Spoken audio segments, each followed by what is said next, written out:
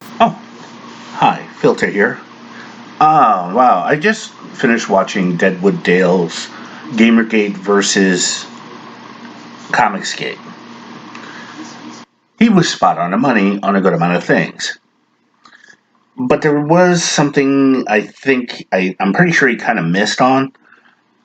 When you compare what was going on with Gamergate, and Deadwood Dale kind of covers this, remember there was no recourse for Gamergate?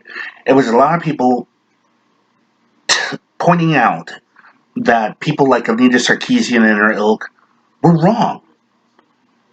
And this is where things get, I can't say dicey, but it does prove the point. Anita Sarkeesian had one ally on her side: media. Media excused anything and everything she did. There was no questioning, no challenging, nothing. Nothing to say, hey, wait a minute, what about X? What about Y? They just let her talk, and the media covered for her to push the agenda of feminism or something like that, or intersectionality. Really, intersectionality, not even feminism. And let's be honest, everybody knows that Anise Sarkeesian is, in my opinion, I'm just going to use my opinion, she doesn't come across as the most genuine of people.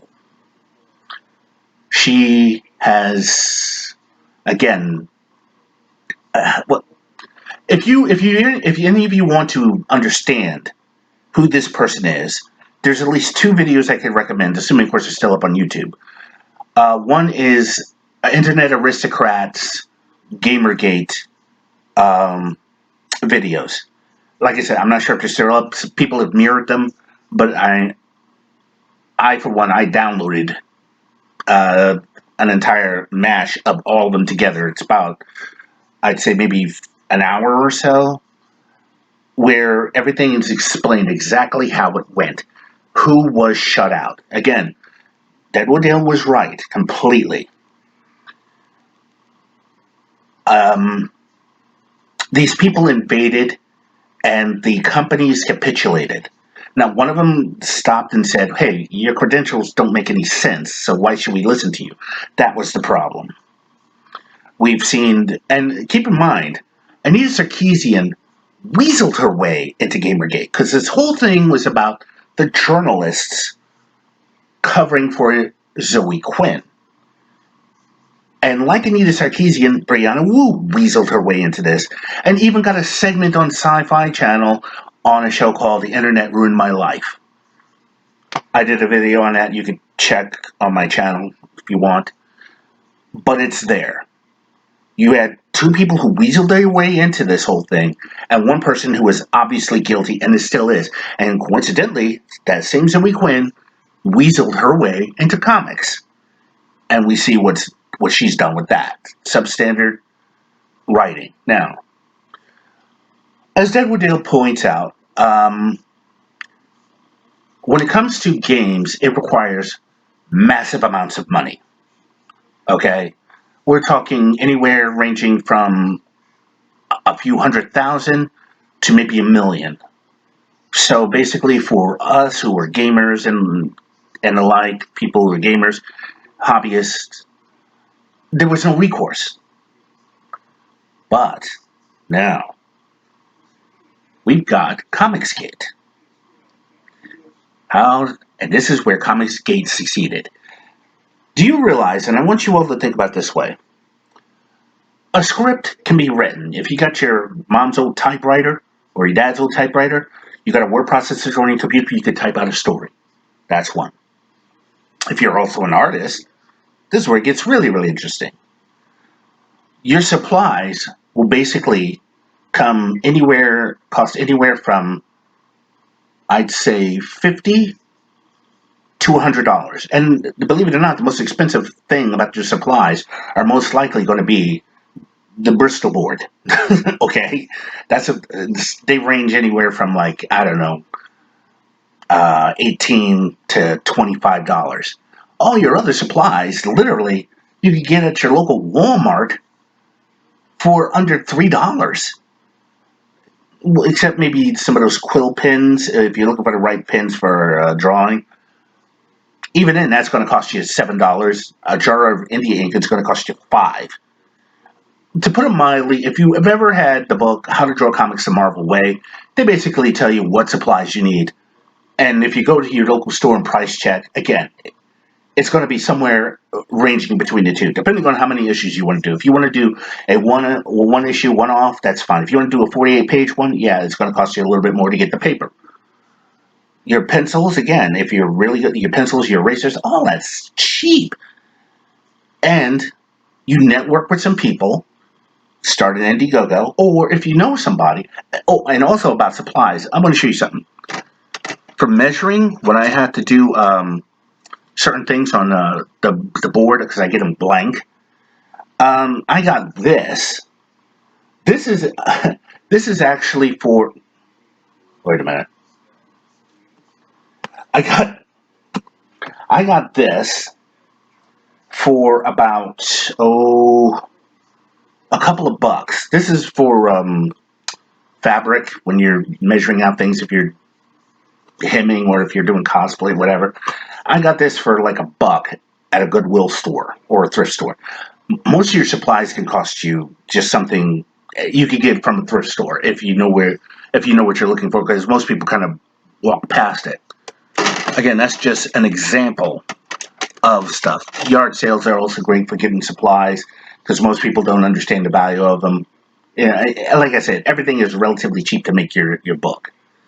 Now, again, when you look at what's going on in comics, one of the main problems is that, again, we have a lot of substandard writers. As Deadwood Dale put it, I'm throwing his name out there, hint, hint, nudge, nudge. Anyways, as I'm putting this out here, you have a lot of substandard writers who are only hired because of the combination of chromosome. That's a bad reason to hire someone. Extremely bad reason to hire someone. You should, in all honesty, just look at it as, I don't know. Merit doesn't matter. Identity does. There, I said it. Nobody cares about us, the reader, those who collect comics. It's gotten so bad that I've literally have almost pretty much given up on comics, and I've been picking up manga. This is how bad it is. But like I said, it's this. They're not hired on merit. They're hired on their identity. Oh, let's hire this trans writer, Max Visaggio. Even when Max Visaggio was a male, as Brian Visaggio couldn't sell a story. He just couldn't. Then he puts out this Vagrant Queen thing that gets immediately picked up by Sci-Fi. And I can tell you one thing, I couldn't even watch that show. I mean, to put it mildly, I saw the trailer of it and the cheesy lines just made me go, nope. Hey, American Pickers is on. Oh, but he had Ancient Aliens. I gotta watch that. That's how it's gone. I couldn't watch it. It was unwatchable. Just the trailer alone just tells you give up. And there's the characters that are created in Marvel and DC, the superpowered, non-vulnerable, always succeeding, and there's no self-reflection in the character for what they do. It's just the same garbage. But like I said earlier, we've got Comicsgate. Ethan Van Sciver, as everybody likes to call him, Hail Caesar or something, Ethan Van Sciver is right on the nose.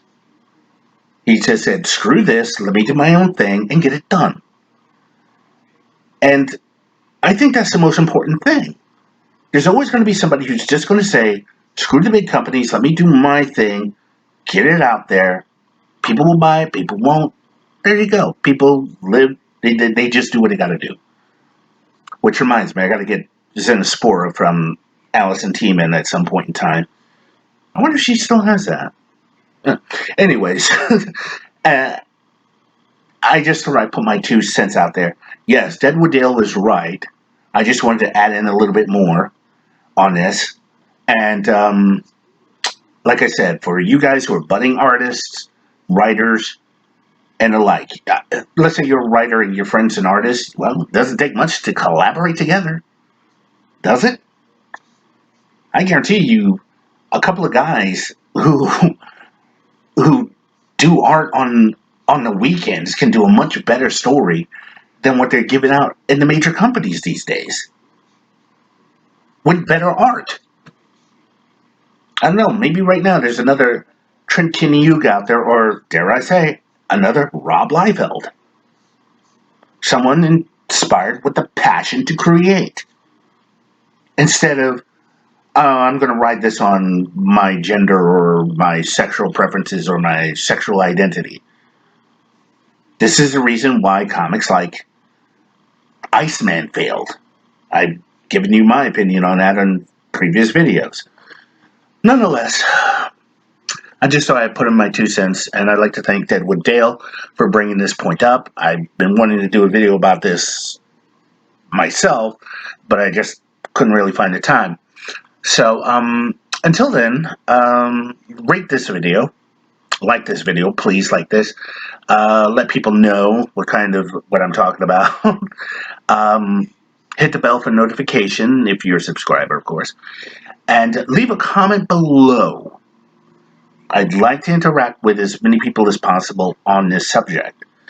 So until then, or maybe if you want to do a response video, I'd like to hear it too. So, and also you could reach me on Twitter, Filter021. So, until then, I'm Filter. I'm out.